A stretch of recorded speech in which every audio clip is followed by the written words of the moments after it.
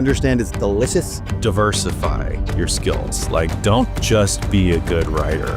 Like, learn graphic design, learn how to use all the tools to do all these things, and understand the intersection of how everything comes together to create a great marketing program. People don't care about you and what you've done in your career and your accomplishments, your awards. They care about what you're going to do for them. Welcome to Under Embargo, the podcast that says the quiet part out loud about PR, communications, and the chaos in between. Hosted by two of LinkedIn's most connected comms pros, Becca Chambers, a no-BS corporate comms exec with raging ADHD, and Parry Hedrick, founder of tech PR firm Crackle PR. This show brings it all. Real talk, sharp insights, and the kind of industry truths they don't put in press releases. No fluff, no filters, no f***s given. This is Under Embargo. Let's get into it. All right. Welcome to today's episode of the Under Embargo podcast, your favorite communications podcast, obviously, with your favorite unhinged podcast hosts. I am joined, as always, by PR's most opinionated thought leader, Parry Hedrick, founder of Crackle PR. Hi. And I'm Becca Chambers, CMO at Scale. Today, we have a guest that I've actually known for, let's go with many years. And I'm going to give him a slightly longer intro than usual, just because I know enough about him that I can do it without having to do any research. But before I do, let me just quickly introduce Ian Bain.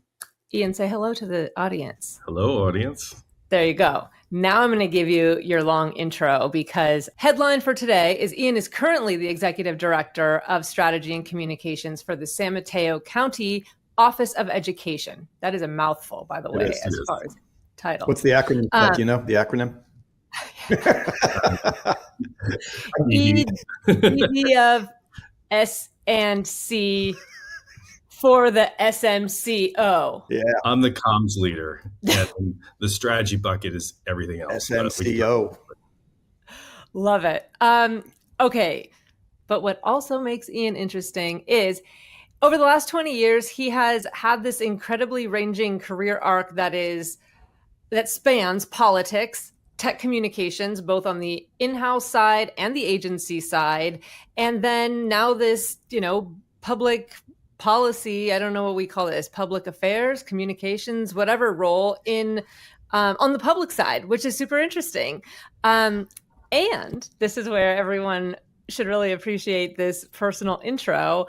Ian was once my boss 100 years ago, actually like 15 years ago, when I was just a baby communicator in an exec comms role in my first ever tech job. And not only that, Ian was also the mayor of my town. And that's Redwood City, by the way, in the Bay Area, which is not only where I live now, it's where I grew up. And I have a 100-year-long family history in this town. So this town means a lot. And Ian was the mayor of this town. So it is this cool connection. Plus, he was mayor during a time that the Bay Area was Redwood City specifically was going through a little boom town because we're right smack dab in the middle of Silicon Valley.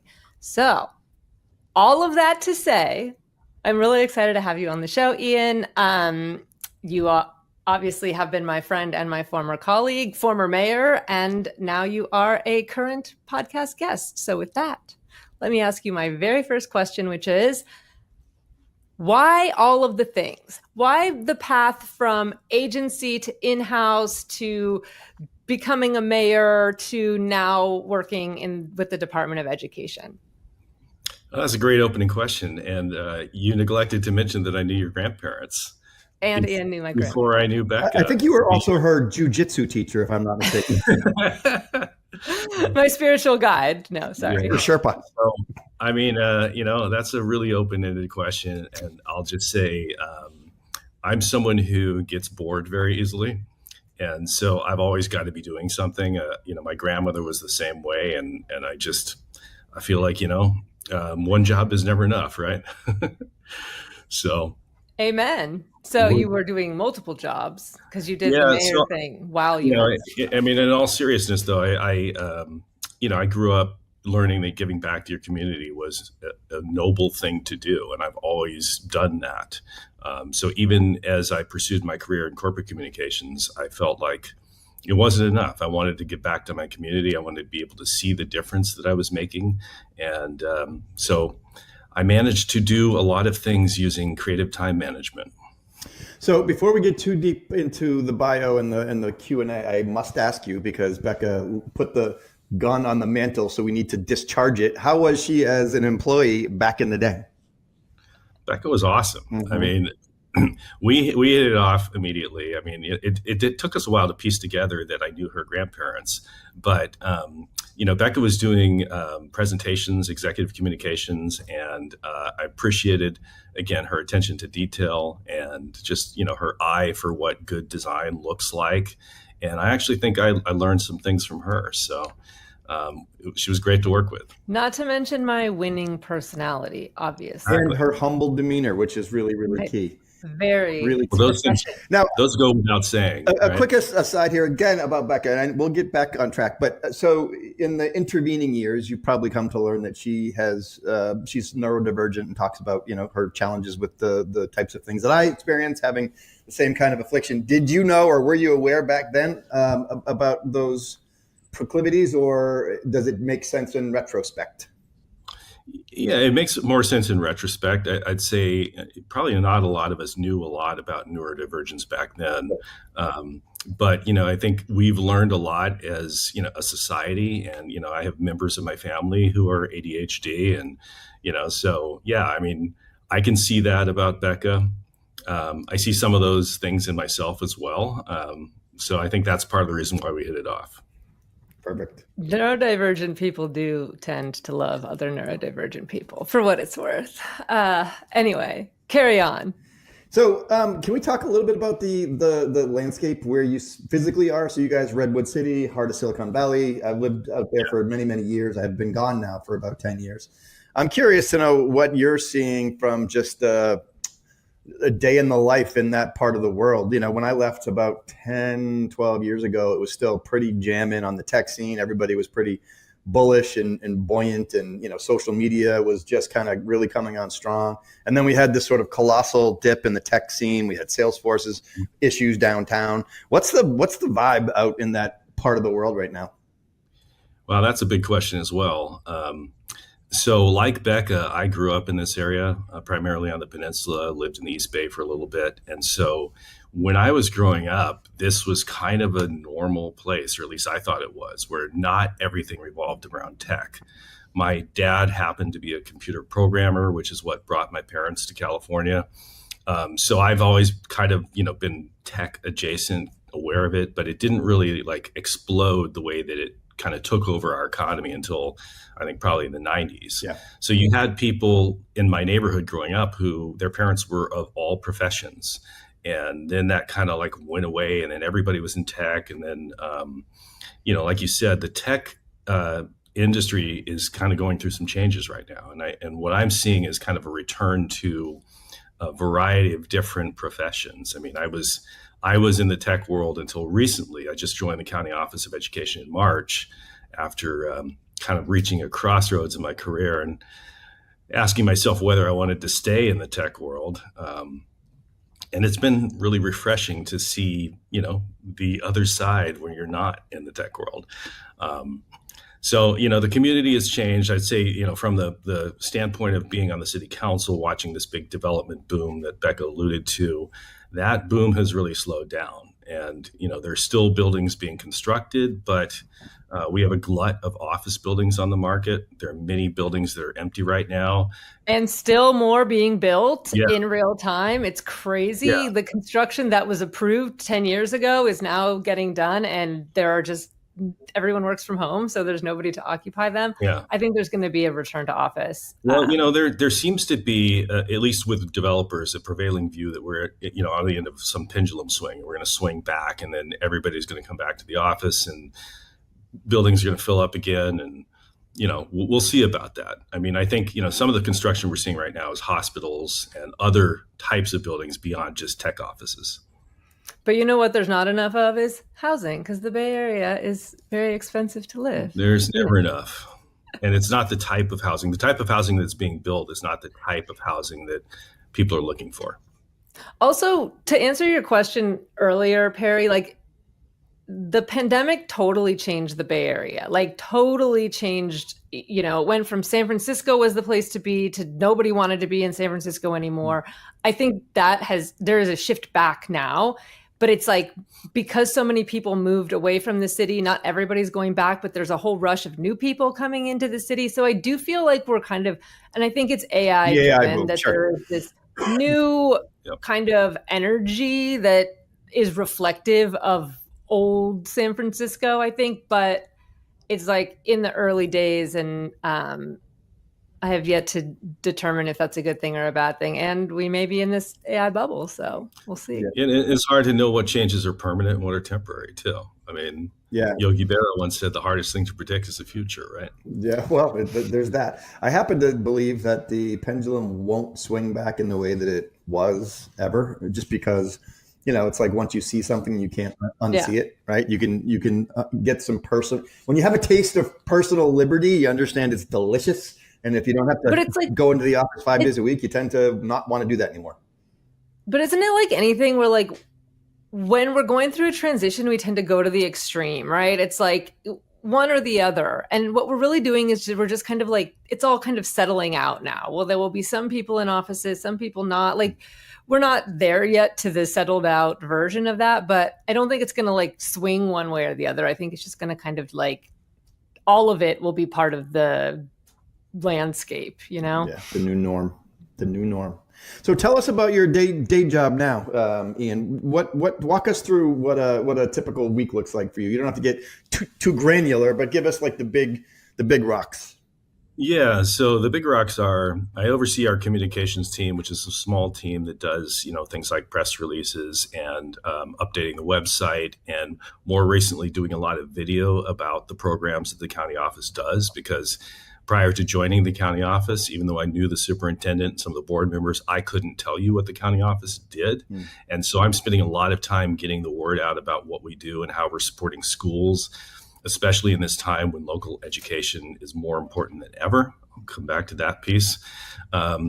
I also oversee the environmental literacy team. So that's a team that teaches teachers how to teach environmental literacy to kids. We work with a nonprofit called 10 Strands, and we developed a statewide curriculum on environmental literacy. And then the strategy part of my title, I think, refers to a few things. So first of all, I advise the superintendent and the board on a number of issues. And that's where my elected experience comes in handy, because both our superintendent and the board are elected. And that creates some interesting dynamics that I think I'm uniquely qualified to help navigate. And then, you know, again, I like to refer to the strategy bucket as kind of like other duties as assigned, like basically whatever the superintendent needs me to do kind of gets lumped into the strategy bucket. But I do think. Well, I was going to ask you, what are the bureaucratic layers like relative to the corporate world? I'm not looking for you to throw your current gig under the bus in any way, but my understanding is generally it's a little harder to get things moved through. Is that accurate? It's different. And, you know, this is the first government agency that I've worked for full time. I mean, we talked about the fact that I served part time on the city council, but I wasn't an employee of the city of Redwood City.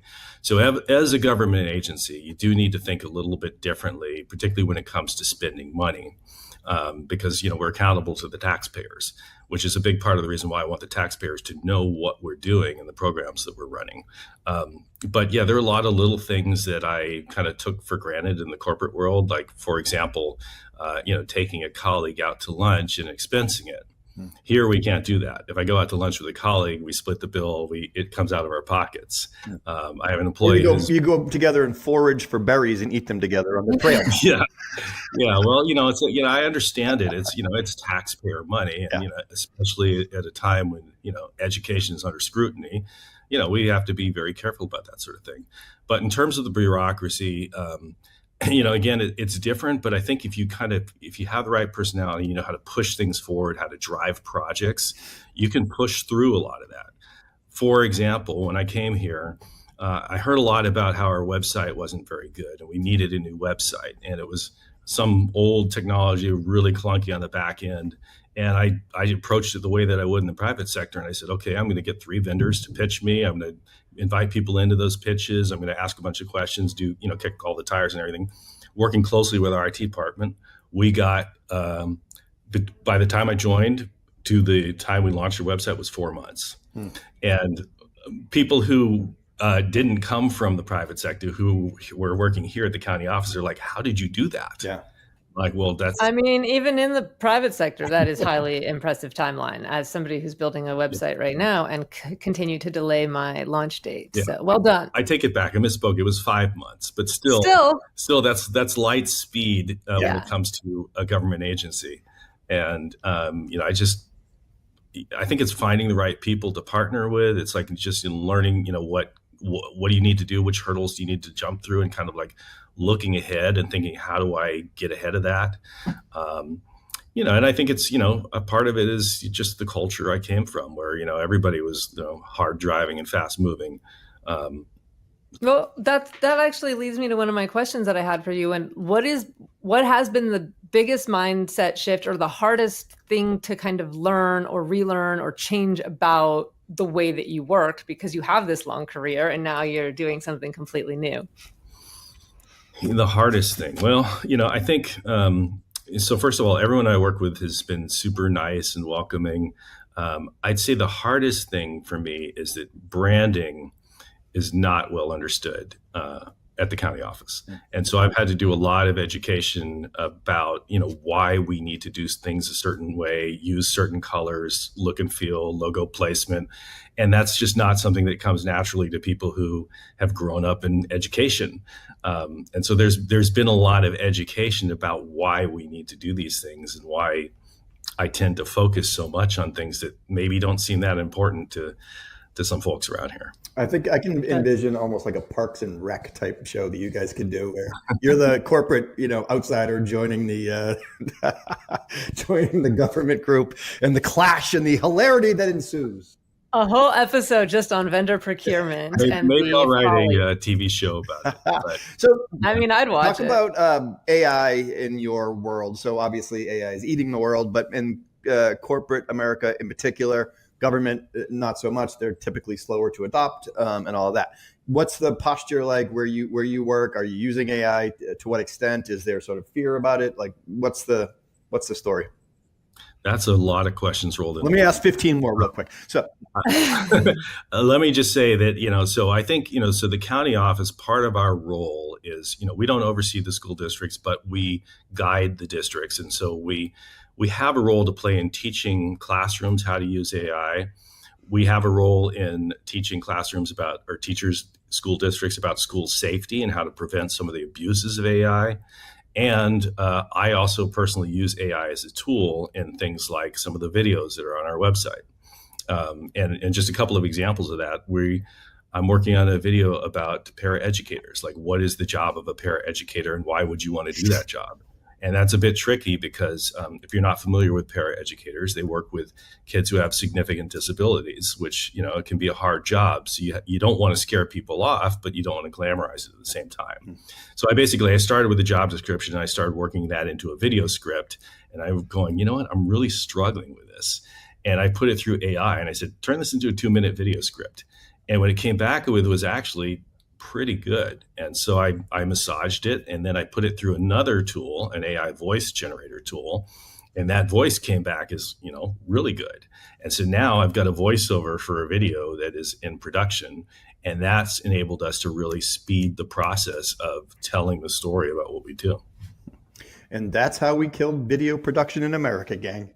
That's awesome, though. We have an in-house multimedia designer, and he's awesome. And so, we collaborate, and his job's not going anywhere. Yeah, I tease, but that is really cool. I like what you do. What tool did you use for your voiceover? I use a tool called 11 Labs. Yeah, 11 Labs. Yep. And the AI voices just keep getting better and better.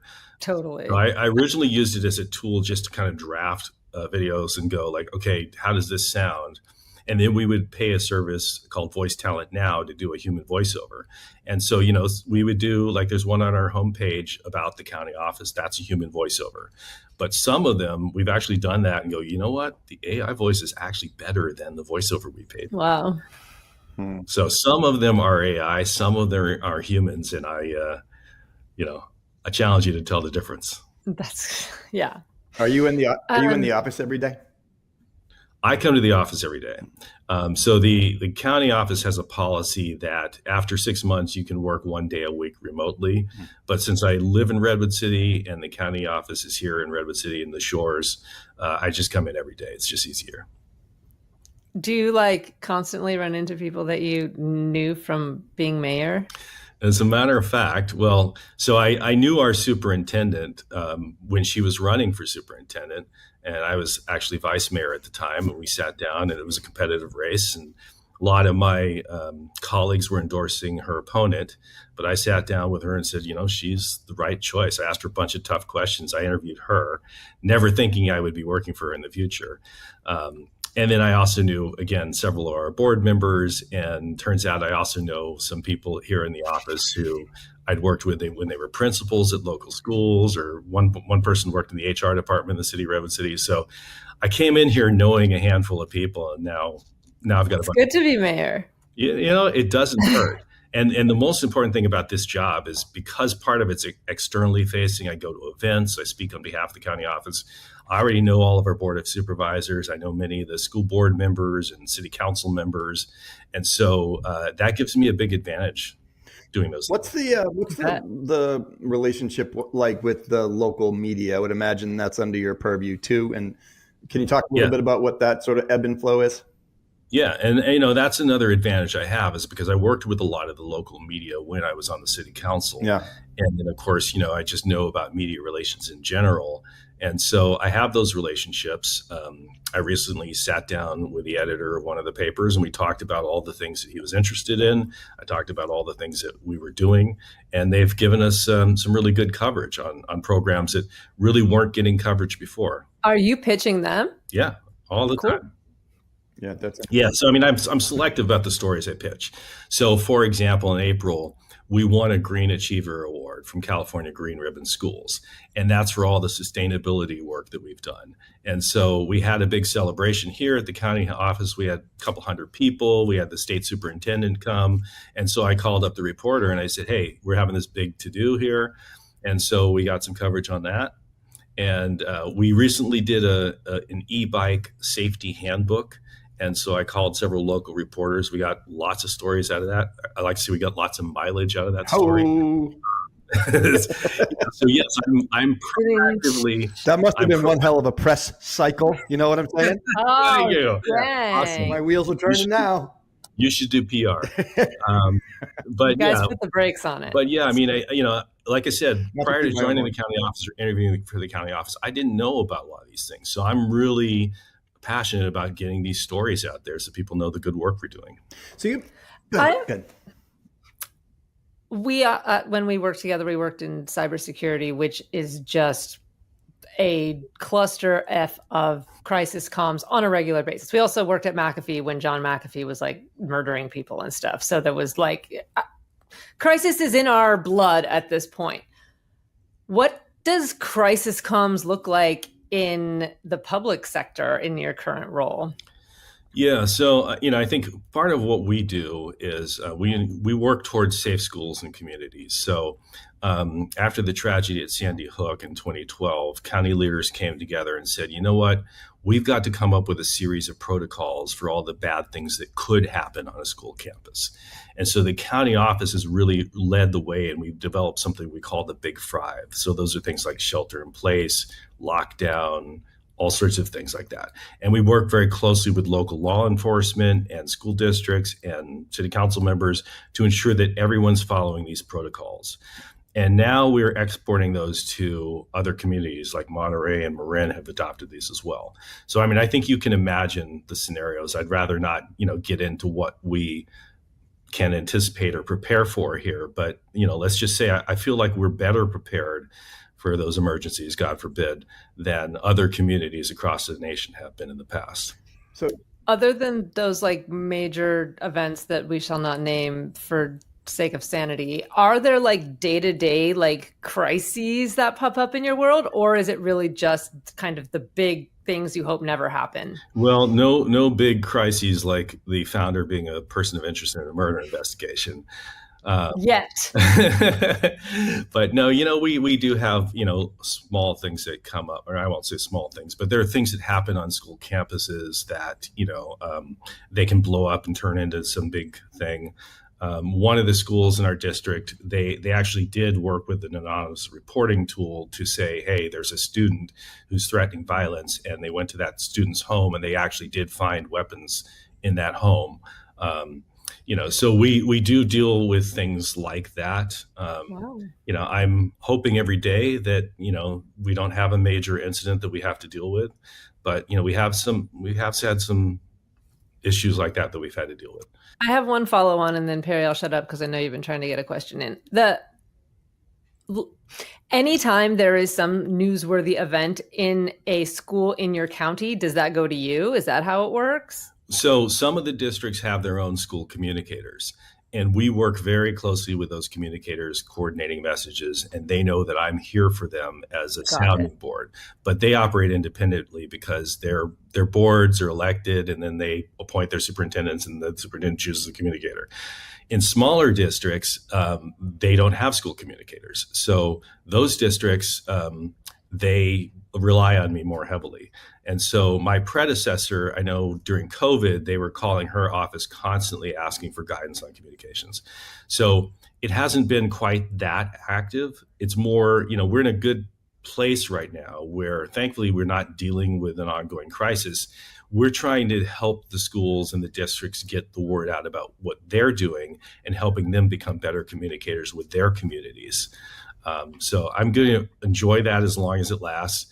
If, God forbid, things flip and we have to deal with a crisis, they all know that I'm here for them.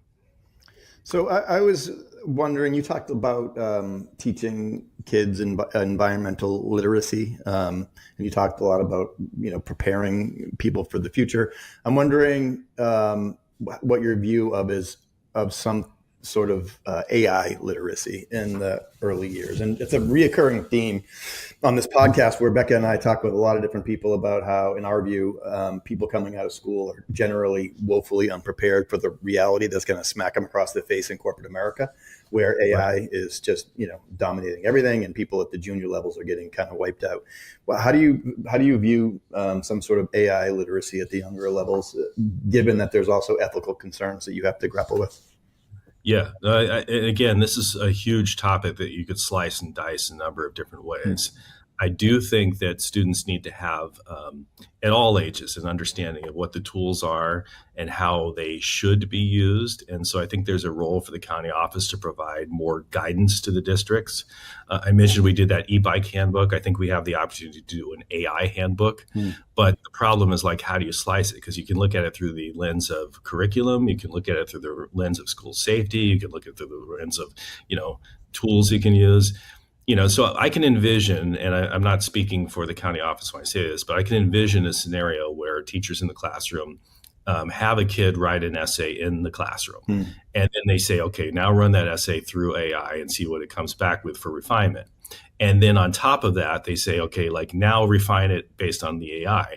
And I think that could teach kids how to use tools effectively and also learn from it. Because I do believe that kids could learn by doing that process and then come out of the schools knowing how to use certain tools, like when it comes to writing, for example. But, at the same time, there's also the angle of, we got to teach kids how to use it responsibly.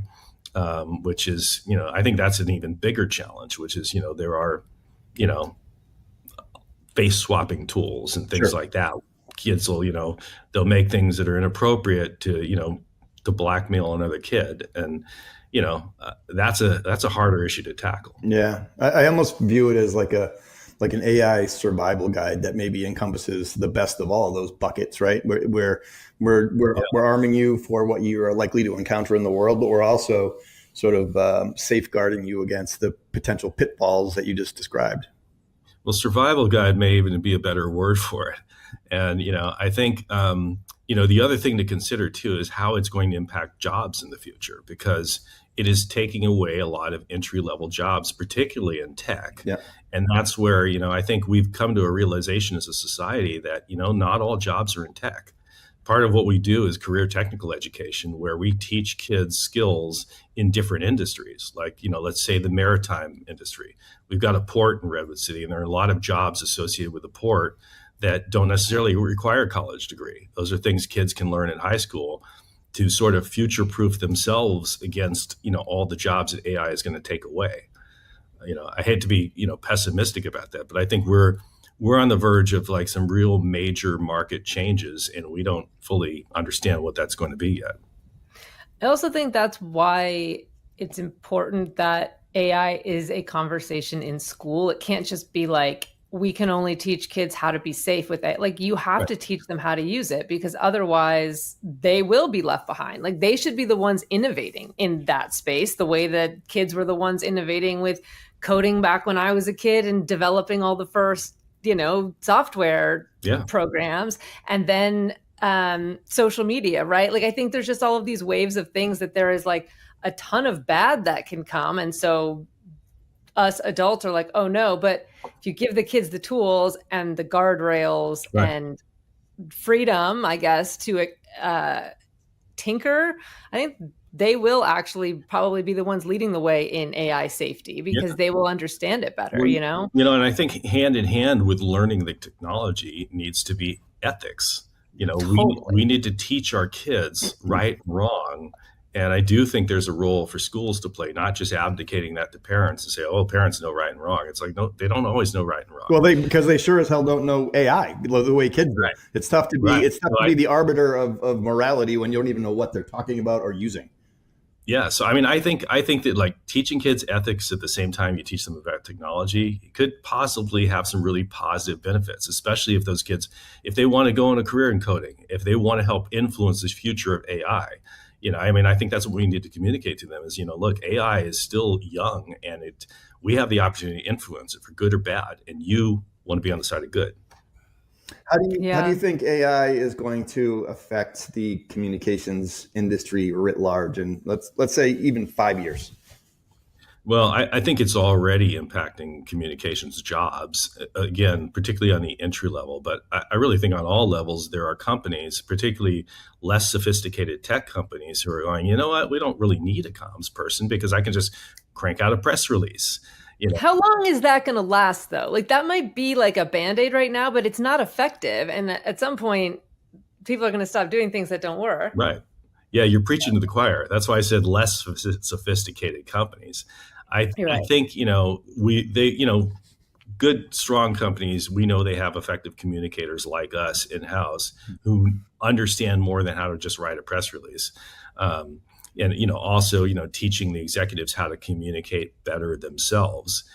I think that the companies who do away with their comms team are going to really pay the price in a couple of years. They'll just be natural selection that takes place because they're not going to get their messages out the way that they need to. No, I think that's right. And I think the data are pretty clear that some of the most happening brands right now, especially in tech, they're bringing some of the best reporters and comms pros in-house right now. Because yes, they're using these tools, but they're using really, really talented, professional communicators and writers to tame the machines, essentially. So they use them as tools, which is what they are, but the humans are going to ultimately shape the direction of the company. And I think that's a trend that's going to increase, not decrease. And to your point, the less sophisticated companies, they're whistling past the graveyard. If they're just outsourcing everything to Claude and ChatGPT, they're in for a very rude awakening, is my view. That's a great way of putting it. Oh, thank you. See? Okay, can I ask you it's along these lines, and it's one of those, I guess, big questions that you can only ask people who have had big careers. So if you were going to, and you probably do give advice to somebody who is early in their career, pretend you're talking to me, the young Becca that was in her 20s when you were my boss, but now, what is the advice? Because the advice that you would give 15 years ago is totally different than advice you would give now, I assume. What is the advice to the comms person for what to do to be successful in their career? That's a good question. I would say diversify your skills. Like, don't just be a good writer. Like, learn graphic design, learn how to use all the tools to do all these things, and understand the intersection of how everything comes together to create a great marketing program. Even just like within communications, like understand all the other functions, growth marketing, product marketing, like know your stuff. Like, if you know your stuff, it comes through. And I'd say the other thing is probably like understanding at least a little bit about psychology, like know how to read people, know how to understand what their needs and desires are, and learn how to tie your skills to their needs. I tell people, who are interviewing, it's like, people don't care about you and what you've done in your career and your accomplishments, your awards.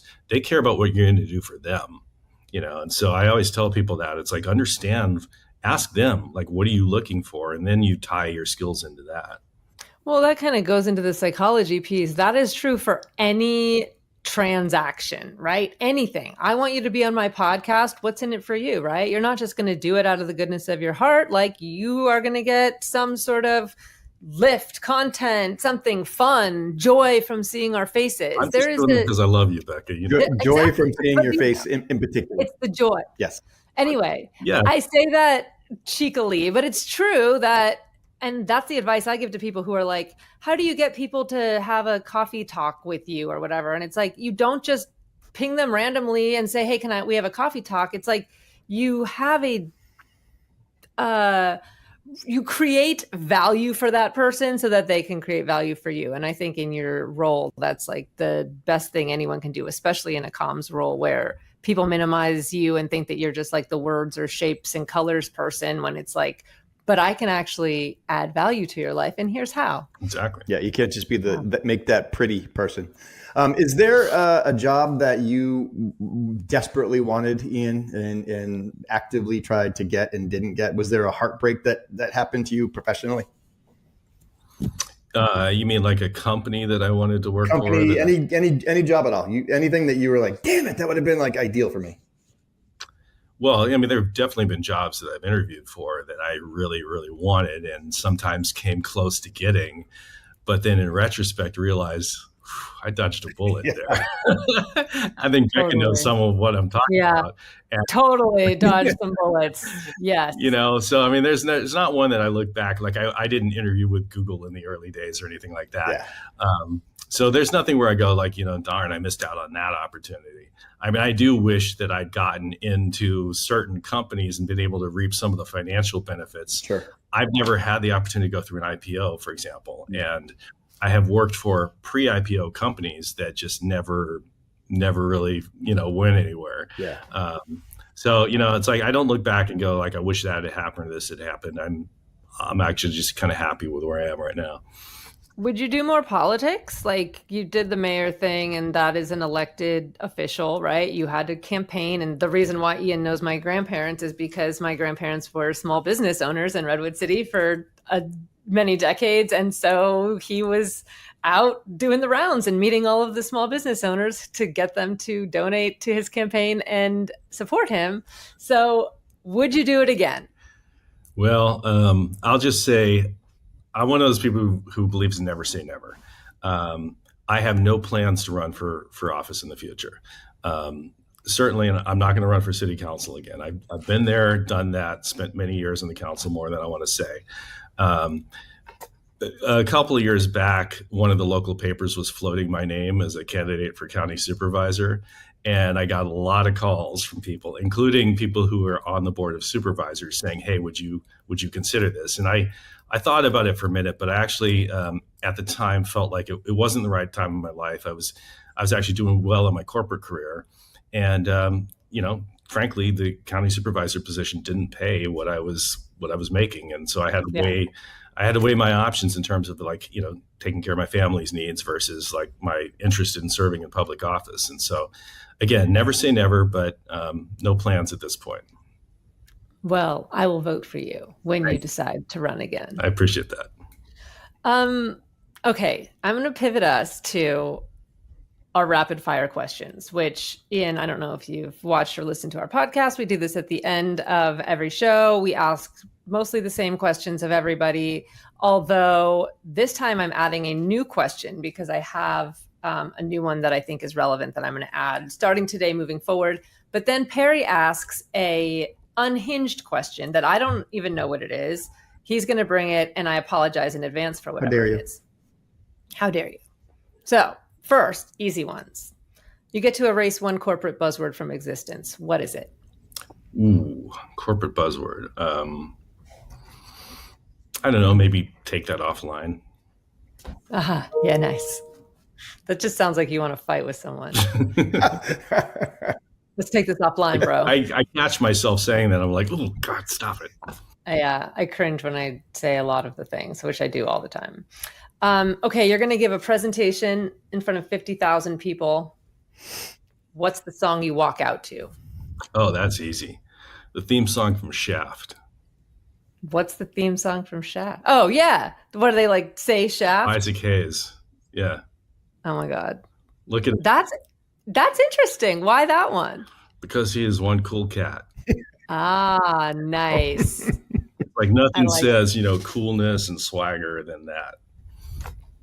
That's a good one. Okay, I like it. Okay, if you had to do a TED Talk on anything other than communications or politics, things you worked in, what would it be? Okay, do I have to be an expert in this subject? If you're going to get up and do a TED Talk, I don't know. You know what? I mean, I can see, like we talked a lot about AI. I can see use cases for applying AI to solve the world's toughest challenges when it comes to climate change, when it comes to foreign wars, and I would love to talk about, what's possible if AI were applied in the right way to change the world. Dang, I like that. That's I like that. Existential. Yeah. Okay. You only get to use one emoji for the rest of your life. Which one? I probably do the thumbs up more than I should.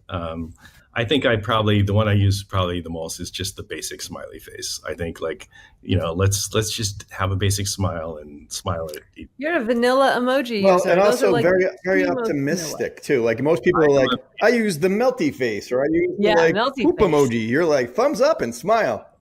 I'll be honest. Yeah, I'm not an emoji guy. So if I only had one, I'd just use the basic smiley. Basic bitch emoji user. Okay. This is my new question for rapid fire questions. And what is your favorite AI tool of the moment?